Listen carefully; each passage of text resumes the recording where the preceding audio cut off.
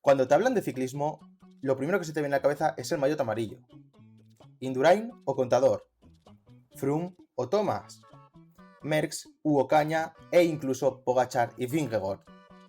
Grandes rivalidades se forjan en las carreteras francesas y nuevas estrellas explotan en el macizo central. Esto es Game Changer Show y bienvenidos al Tour de Francia.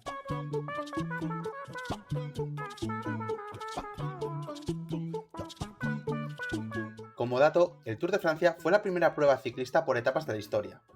Esta primera edición fue en 1903, cubriendo 6 etapas y recorriendo la cantidad de 2.428 kilómetros.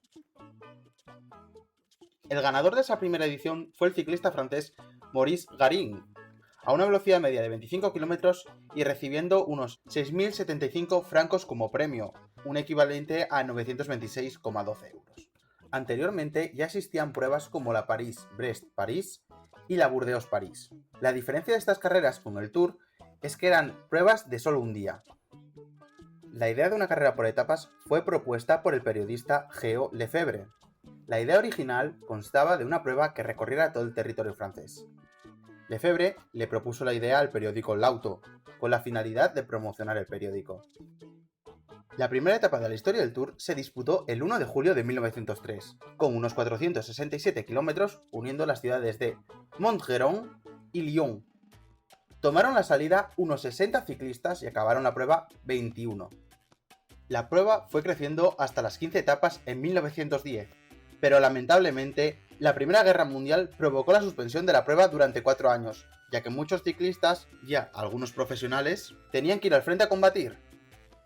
En esa primera edición, después de la Primera Guerra Mundial, se estrenó el maillot amarillo, para poder distinguir al líder de la carrera. ¿Y por qué amarillo? Pues básicamente porque eran el color de las páginas del periódico L'Auto. El primer maillot amarillo de la historia fue Eugène Christophe, pero el ganador de esa edición fue Firmin Lambot. En 1931 se recorrió la mayor cantidad de etapas de la historia, 24, con una distancia total de 5.095 kilómetros. El ganador fue Antonin Magne, del equipo France Sport. Uno de los cambios más grandes fue en el 1936, cuando Jacques Godet se convirtió en el director de la prueba. Godet siempre estuvo a favor de innovar, así que añadió la clasificación por puntos y también prólogos al principio de la prueba. La prueba volvió a tener otra pausa a causa de otra guerra, en este caso la Segunda Guerra Mundial. El último ganador fue Gino Bartali. Después de la guerra, la prueba se reanudó en 1948, y es cuando se dio la primera gran rivalidad de la historia, teniendo al veterano y último ganador del Tour, Gino Bartali, y por el otro lado, al jovencísimo Fausto Coppi. Coppi conquistaría el Tour del 49 y 52, mientras que Bartali se quedó con la edición del 48. A nivel audiovisual, para la prueba, el año 1957 fue importantísimo, ya que se produjo el primer reportaje televisivo de la prueba en vivo. En ese mismo año, 2 figuras importantes en la historia del ciclismo comenzaron a tener relevancia. Por un lado, el ciclista francés Jacques Anquetil, que fue el primer ciclista en la historia en ganar 4 Tours consecutivos. Y por el otro lado, tenemos al gran rival de Anquetil, Federico Martín Bahamontes, el primer español en ganar el Tour de Francia. En los años 60 comenzaron también a salir figuras muy importantes como Felice Gimondi y Raymond Poulidor, el que sería el abuelo de uno de los grandes ciclistas de la historia como es Mathieu van der Poel. En 1969 debuta Eddy Merckx en el Tour, consiguiendo la victoria y ganando las ediciones del 70, 71, 72 y 74. Solamente fue interrumpido por un ciclista, Luis Ocaña. Después del ciclo de Merckx llegaron otras figuras como las de Bernard Hinault, que igualaría el palmarés de victorias generales de Anquetil y el propio Eddy. En el año 1986, el estadounidense Greg LeMond fue el primer ciclista no europeo en conseguir la victoria general de la prueba. Greg también llegó a ganar las ediciones de 1989 y 1990. Otro gran nombre del ciclismo español fue Perico Delgado, ganando el Tour de 1988, pero el ciclismo español no acaba aquí. En los 90, el nombre más destacado de la prueba fue Miguel Indurain, haciéndose con la victoria desde el año 1991 hasta el 1995. El encargado en terminar esa racha fue el danés Bjarne Riis. Años después, el danés confesó que se había dopado desde el año 93 hasta el año 98, pero aún así la organización no le terminó descalificando.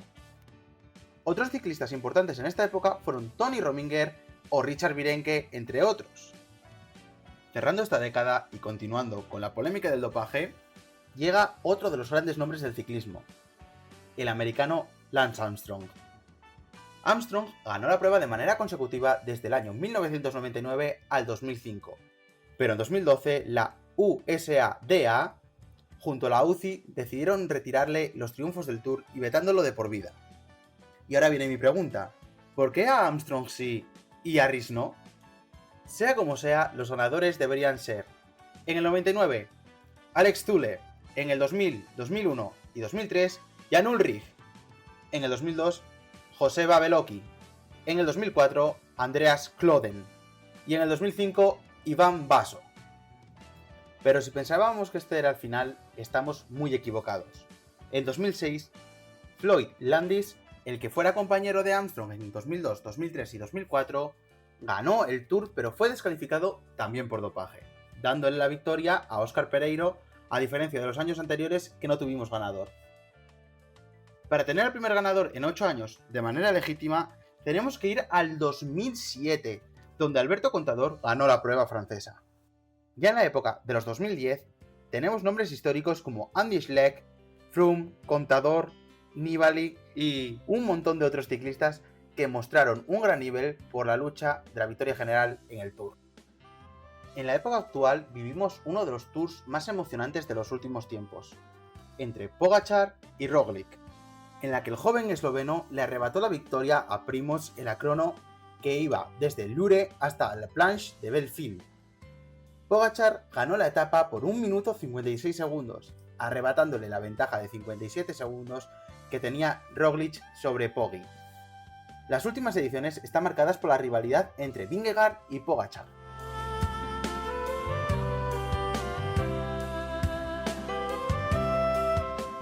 Ya con la historia del Tour repasada, pasamos a ver las cotas de montaña más importantes de la prueba. El Col de Tourmalet es el puerto de montaña más emblemático de los Pirineos. Su primer paso en el Tour de Francia fue en el año 1910. Con una altitud de 2.115 metros y 19 kilómetros al 7,4% de media, es el puerto más utilizado en la historia de la prueba. El Alpe d'Huez es uno de los finales más famosos del mundo. Ahí ganaron etapas ciclistas como Coppi, Hinault y Pantani, entre otros. En 2026, 2 etapas terminarán ahí. Primero, la etapa 19. Con salida en Gap, es la variante clásica donde los ciclistas se enfrentarán a 13,7 kilómetros con una media de 8,1% de desnivel. La siguiente etapa sería la etapa 20, con salida en Le Bourg-d'Oisans, donde subirán el Col de Sarén. 12,8 kilómetros al 7,3% de media y con una serie de picos hasta llegar a la meta con unos 3 kilómetros excesivamente duros. El Galibier es uno de los grandes puertos del Tour. También será partícipe importante de la carrera en esta etapa 20. Con unos 17,7 kilómetros y unos 6,9 de desnivel, es uno de los grandes puertos de la prueba francesa. En esta edición, los ciclistas comenzarán la ascensión después de descender el Col du Telegraph. El Mont Ventoux es el gigante de Provenza. Las dos variantes son muy parecidas. La variante norte sale desde Maulazén. Solo 2 veces la carrera subió esta cara, pero con 21,2 kilómetros tiene una pendiente media del 7,2% y una pendiente máxima del 12%. La variante sur, saliendo de Bédoin, es la variante clásica y también la más dura. Con una distancia de 21,3 kilómetros y una pendiente media del 7,4%, tiene tramos que llegan al 10% de desnivel. Y el puerto más temido por todos no es ninguno de esos 4.